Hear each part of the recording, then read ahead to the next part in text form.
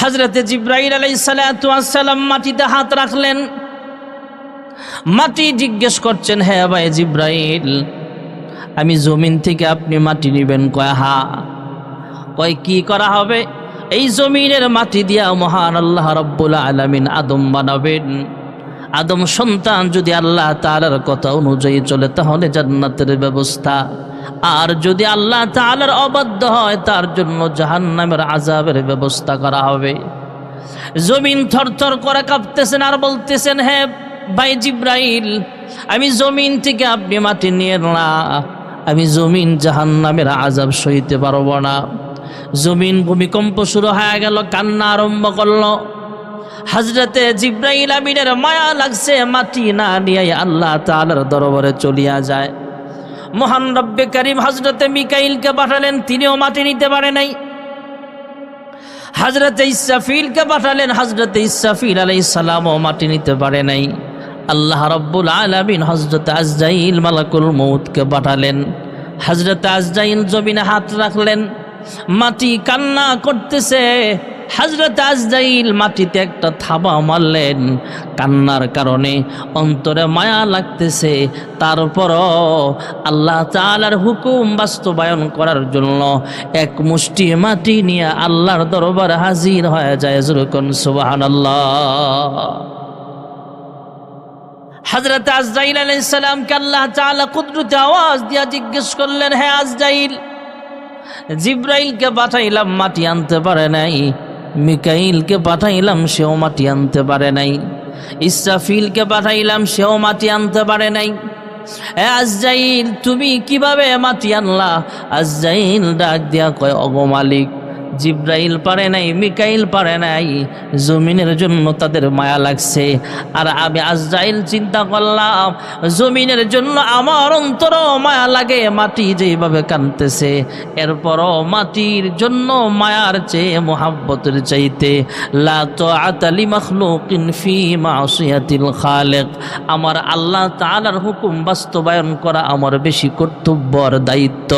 আপনার হুকুম পালনার্থে এক মুষ্টি মাটি নিয়ে আপনার কাছে হাজির হলাম। যখন সুবহানাল্লাহ। আল্লাহ রাব্বুল আলামিন ঘোষণা দিয়া দিলেন, হে আজরাইল, তুমি যেহেতু মাটি নিয়ে আসছো, মাটির কান্না শোনো নাই, কান্নার পরও নিয়ে আসছো, মায়া লাগছে তারপরও নিয়ে আসছো, যাও যাও, আমি আল্লাহ তাআলা যত মানুষ জমিনে পাঠাবো সমস্ত ইনসানের রূহ কবজ করার দায়িত্বটাও তোমার হাতে দিলাম। যখন সুবহানাল্লাহ। আজরাইল মাটি নিলেন, তার থাবাটাও তো অনেক বড়, মানুষ ফেরেশতাটাও তো অনেক বড়, ফেরেশতাটা তো আর ছোট না। এক থাবায় মাটির পুরাটা চামড়া উঠায় নিছে।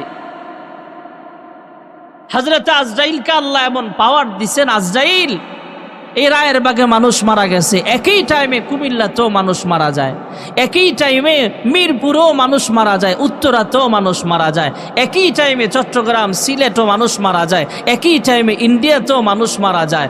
এখন আজরাইল কি তাহলে দৌড়দৌড়ি করা লাগে নাকি? না।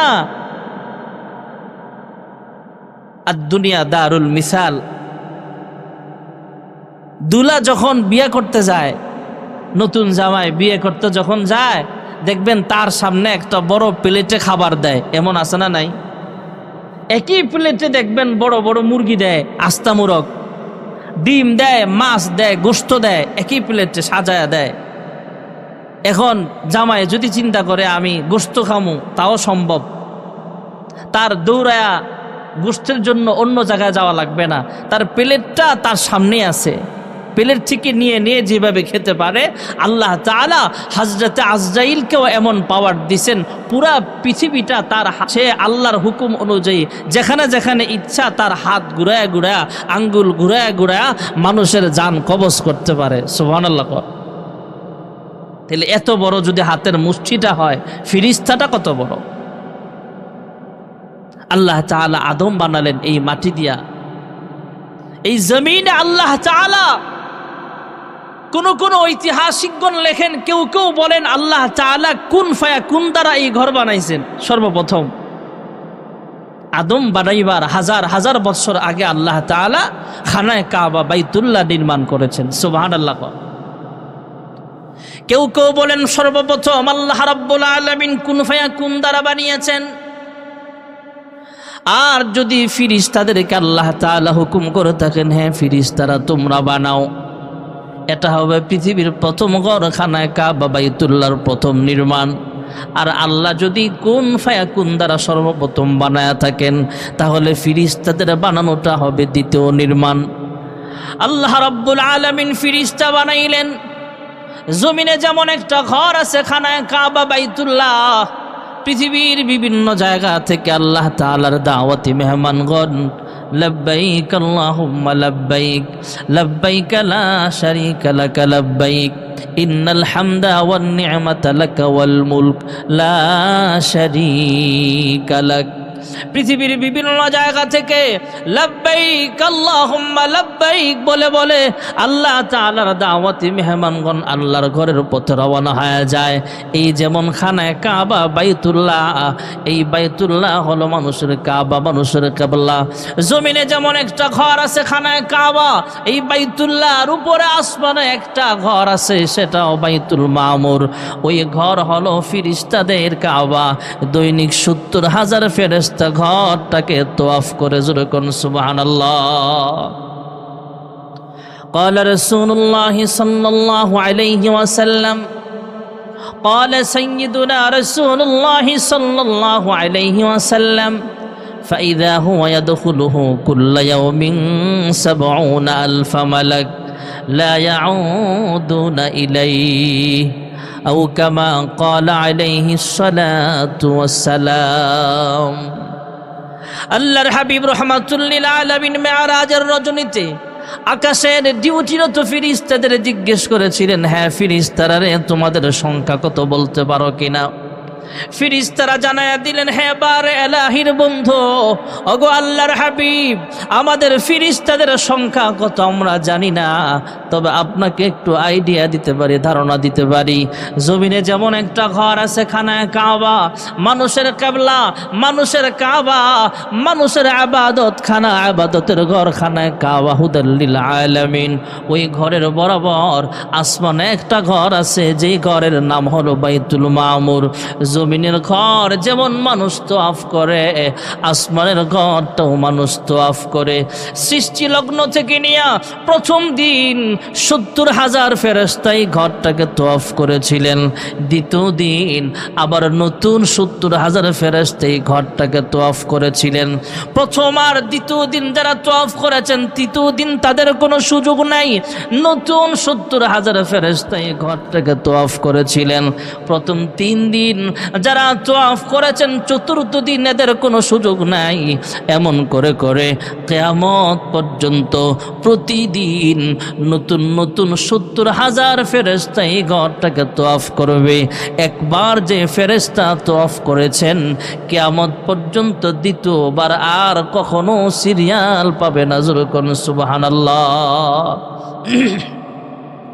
এই বাইতুল মামুর প্রতিদিন নতুন নতুন ৭০,০০০ ফেরেশতারা তওয়াফ করেন। ভাইয়ারা আমার, এই ফেরেশতারা বাইতুল মামুর তওয়াফরত অবস্থায় আল্লাহ তাআলার কাছে দোয়া করে, আল্লাহ, আদম বানাইবার ব্যাপারে যখন আপনি আমাদের সামনে পরামর্শ করেছিলেন, জানিয়েছিলেন, আমরা যে কথাগুলো জবাব দিয়েছিলাম, এ আল্লাহ, তাসবিহ তাহলিল পাঠ করার জন্য তো আমরা আসি। আমরা কখনো আপনার নাফরমানি করি না, সব সময় আপনার হুকুমের বাস্তবায়ন করি। আমরাই তো যথেষ্ট, নতুন যদি কোনো জাতি বানাইবার কি প্রয়োজন?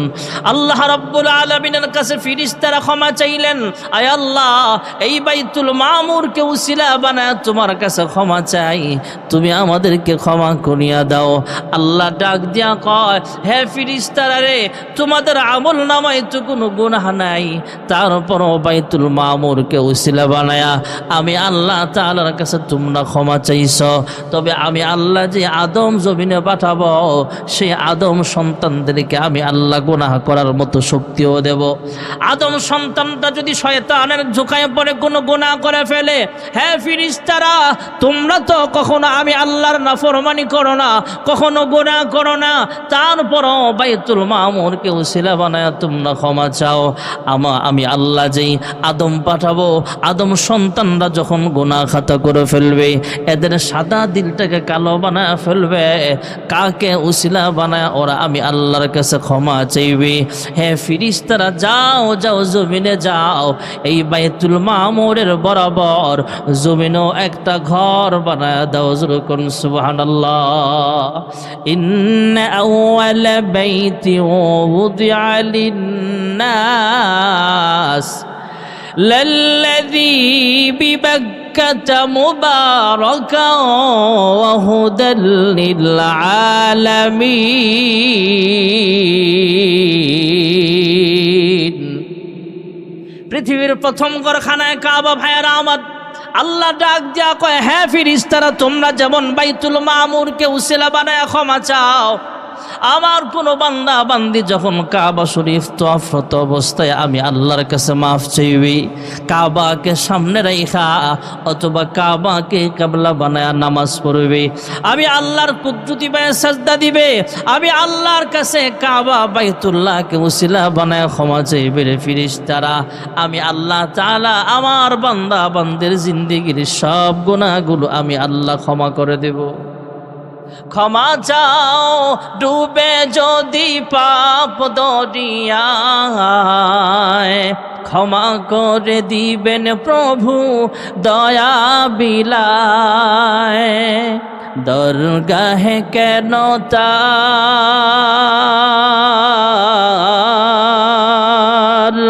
দরগাহে কেন তার হাত পাতো না, হৃদয়ের জানালা খুলে দাও না, প্রভুর প্রেমে কেন সাড়া দাও না।